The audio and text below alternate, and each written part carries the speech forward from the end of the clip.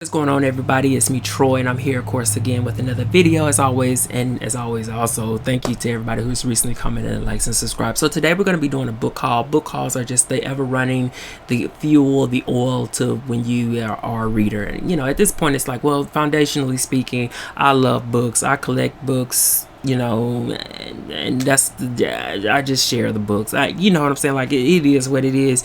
I think that two things that I like about book hauls is, number one, it allows me to open up the floor, so to speak, to those who have read these books and to share their thoughts, their insights, you know, whether it's a yay or a nay. That's something that pulls me into being more enthusiastic about maybe picking up the book, because you know we all got our long running TBRs. And the other purpose I love about doing book hauls is that it gives me the opportunity to just kind of instantly and immediately share some of the Black mystery writers who I've been sharing, or that specific community I've been sharing of their books for the past 11 years here. And here we are 11 years later. For me, exponentially, this list has grown. I just want to use that word. The roster is deep. It's a lot of fresh voices, fresh series, fresh books, fresh authors, all of that stuff. So I want to make sure that instead of me waiting to get to the time to read the actual book, I make sure that I at least present it, you know, so that anybody else can hurry up and gravitate towards it, hopefully, given my by relaying of the synopsis. So with that being said, let's go ahead and get started. The first book I am hauling is The Liquid Eye of the Moon by a Nigerian author named Uchenna Awoki, I believe it is. And you guys know that I am country as hell, so I will mispronounce just about everything, okay, including names that are foreign to me. So that's the author right there. And categorically, this is a mystery book.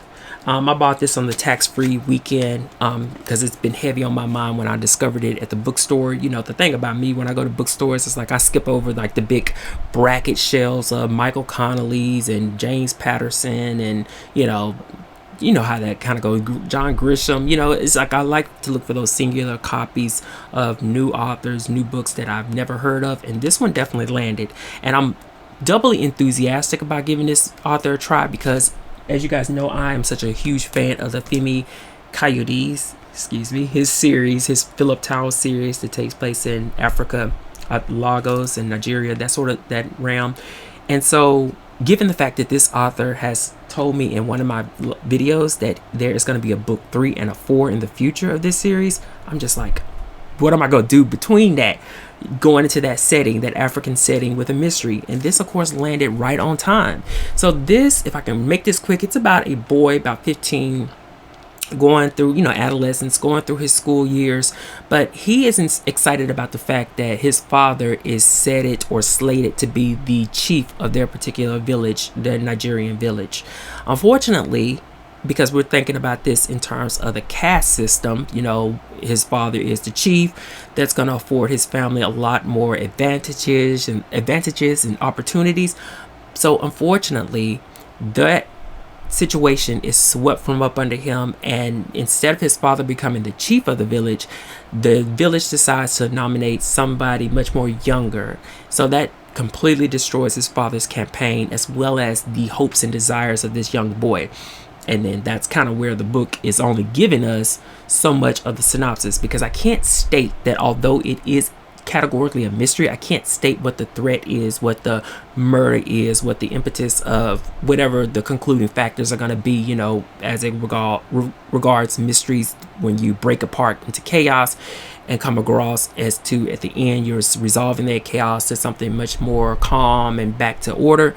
I can't say that what that is because the synopsis doesn't give that away, but that's kind of the added joy I'm going to get out of trying this book outside of the setting and so forth, and the mystery and so forth, is the fact that I'm going into this completely blind and I cannot wait to see what this author gives me. So I'm hoping and praying, I'm not Catholic, but you know what I'm saying, that Liquid Eye of the Moon delivers, and hopefully the author will give us more if that should be so.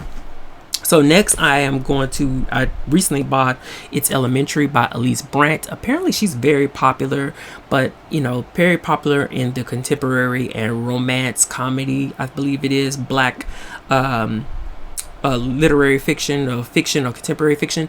This right here, I think, is her first foray into writing a mystery, and it has to do with this Black mother whose child, 7-year-old girl, goes to this elementary school. She's pretty much the only black child here. But given that this is their sort of status or circumstance, and given that she is a mother who wants to be a part of the PTA meeting, she is tapped on the shoulder by the PTA president to be in charge of the DEI portion of their particular PTA group of parents. Now, we all know that this is very much on par with what's going on today. We know that DEI it just equals black, honey. And on top of that, it's a dog whistle for a much more pejorative and slur. We already know that. Like, don't let nobody gaslight you into believing otherwise. We know exactly what's going on. But my point is that this is going to be a book that, given that topic, given the fact that the murder has to do with the principal being killed, per the synopsis, there's going to be a flood of commentary and opportunities for conversations that I'm hoping to gather out of this book. On top of the fact that it is going to be a romantic comedy blended in with all the mystery and the social commentary given. So It's Elementary is something that I cannot wait to read, like all of these books, but it is definitely here, and I do hopefully would love to get a good word about how good this book is, because I cannot wait.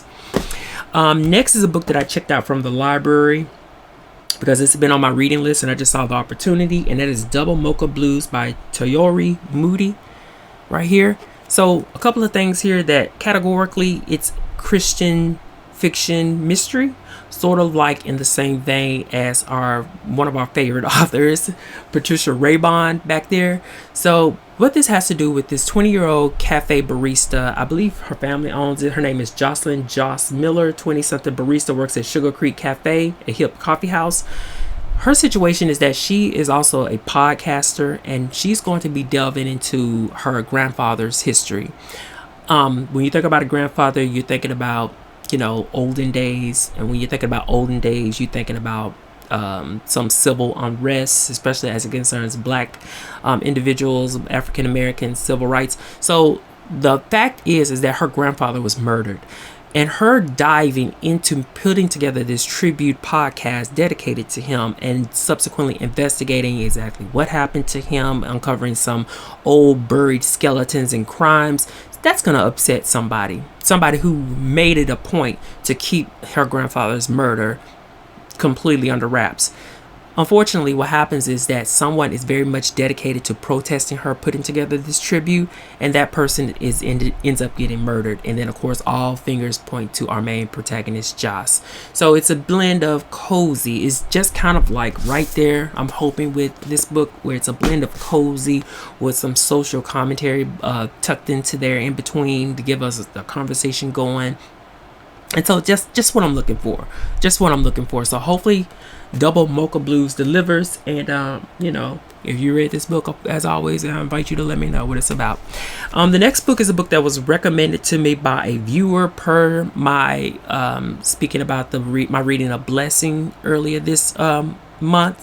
And that book is An Ordinary Wonder by Buki Papillon, like butterfly, right? And there's the author here.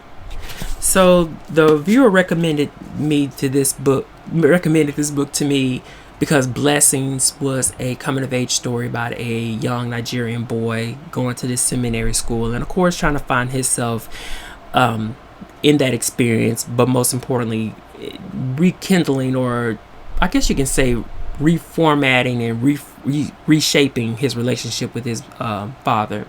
So this is similar in the fact that it has to do with this intersex child who, identifies as a boy and is going through the whole rigmarole of coming of age story. But given the fact that he wants to be a girl, that's only compounds his situation, his coming of age situation. So we're going to be tying in a lot of cultural things. It takes place in Nigeria. It's just going to be like exactly what it is that I am thirsting to read. So that person who left me this recommendation, I thank you. The minute that you gave it to me, I put it on my Amazon wish list, and I had it shipped to me because nobody carried it. Nobody at all. So An Ordinary Wonder is definitely here. Cannot wait to read this, like all these other books. It's so crazy because I was buying books one day, and I was like, I was telling the cashier, I got so many books that at this point I just use a spin the wheel app to just try to figure out what to read next. And the last book I want to share is Trouble in Queenstown by Delia Pitts. And I'm going to show you the author here. This is a recent release as well. And I'm looking at her face. I'm looking at her author photo. And it's like I read something by her before. But for whatever reason, it's not connecting. It's not connecting. Now, I know she has another series that I think takes place in Harlem or something with a private detective. But I didn't read that series yet. But regardless of all that, this has to do with another private investigator in a small community called Queenstown, somewhere in New York. This private investigator, her name is Vandy, and she is tapped on the shoulder to be someone who is going to be staking out, gathering evidence of this wealthy couple who the husband believes his wife is cheating on him. So of course he hires Bandy to figure out, let me get all the evidence of her adultery. Let me put it together. Let's go to divorce court, etc., etc., etc.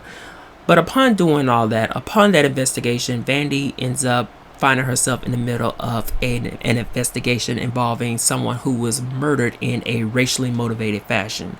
So with that being said, that connection to that murder is with her clients, and her clients more than likely are proceeding to make sure that they point the fingers in Vandy's direction to let the police know that she's the one responsible. And when you know good and damn well it's not her. So of course she has to clear her name, just like a many mysteries, and solve exactly what happened and put the true culprit underneath the jail cell. So we are looking at Trouble in Queenstown, fresh voice, and first book in the new series. I was quite surprised to find this book in the front of Barnes and Noble, in the front, on the front little shelves area. But it was another book that I bought on the tax-free weekend, another one that was just right on my mind that it had me waiting, say like we'll make this work this way.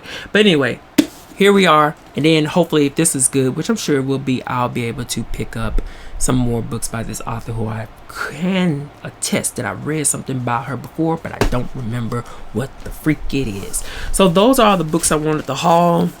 As always, a lot of new series and new books and new fresh voices and fresh everything. Subway eat fresh. But anyway, that's it, guys. The next video I want to do is I want to share some of the upcoming or other recently released Black mystery women writers who I need to get to. But I'll explain more of that later. Bye.